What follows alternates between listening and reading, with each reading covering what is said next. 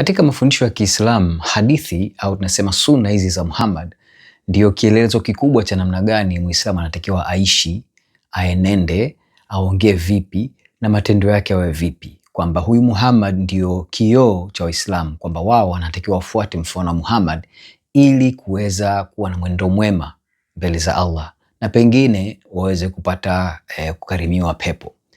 Sasa unaposoma hadithi unakutana na vitu vingine, huelewi kusudio lake au fundisho lake lina maana gani kwa wanadamu, kwa sababu Waislamu wanatuambia Muhammad ndio nabii wa mwisho na ndio nabii bora na kipenzi kabisa cha huyu Mungu anayefahamika kama Allah katika Qur'an.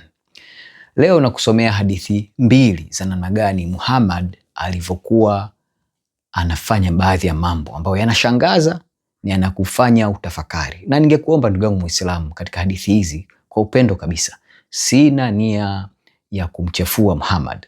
Nasoma tu vyanzo vyenu wenyewe na nataka ukae utafakari kwa kina haya mambo, uyafikirie kwa umakini na kwa uzito mkubwa, kisha uone nini kilichoko mbele yako, na je, haya mambo yana faida gani kwako au yana faida gani katika mustakabali wa roho yako.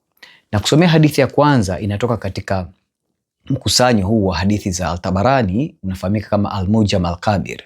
Hadithi hii ni namba 12615.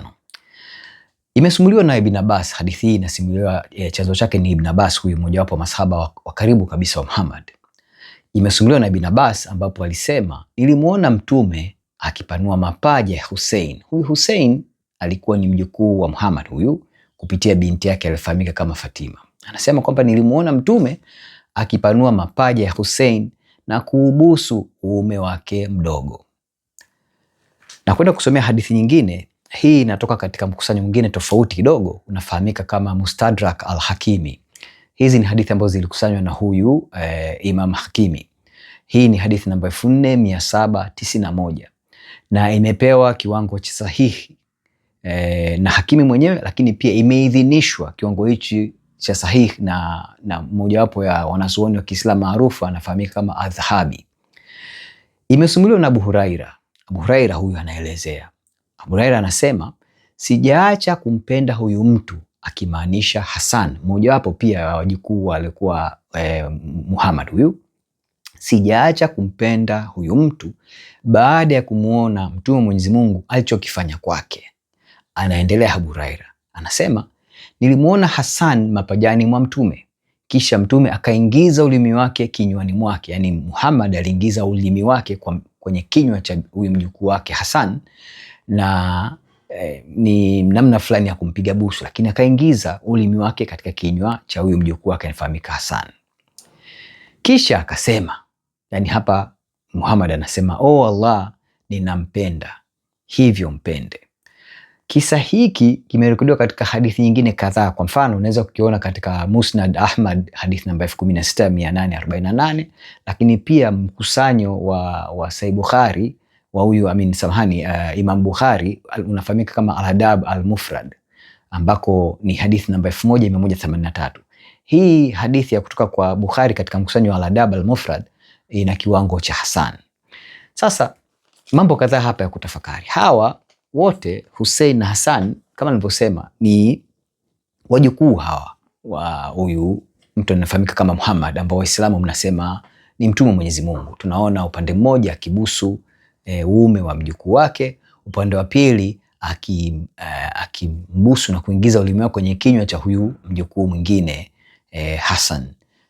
Sasa haya ni mambo ya kutafakari na kujiuliza kuna nini. Kumbuka wakati huo Muhammad huyu ndio anakwenda kumuoa binti aliyefahamika kama Aisha, huyu binti akiwa na miaka 6. Ikisha baadaye Muhammad wakati huo akiwa na miaka 54 alimuingilia kinyumba binti huyu akiwa na miaka 9. Na kwa mujibu wa wanazuoni wa Kiislamu, wakati Aisha akiingiliwa kinyumba na Muhammad akiwa na huyu binti Aisha akiwa na miaka 9, huyu binti alikuwa bado hajavunja ungo. Haya ni mambo ya kukaa kujiuliza kwa umakini sana. Kwanza, katika hizi hadithi mbili nilizokusomea, wewe Muislamu zina faida gani kwako? Au katika hatima ya wokovu wako yana faida gani? Lakini pia zikuonyeshe taswira ya huyu mtu ambaye mnasema ndio nabii bora na kipenzi kwa huyu Allah. Nataka kusomea kipande cha Injili katika Injili ya Mathayo sura ya 19.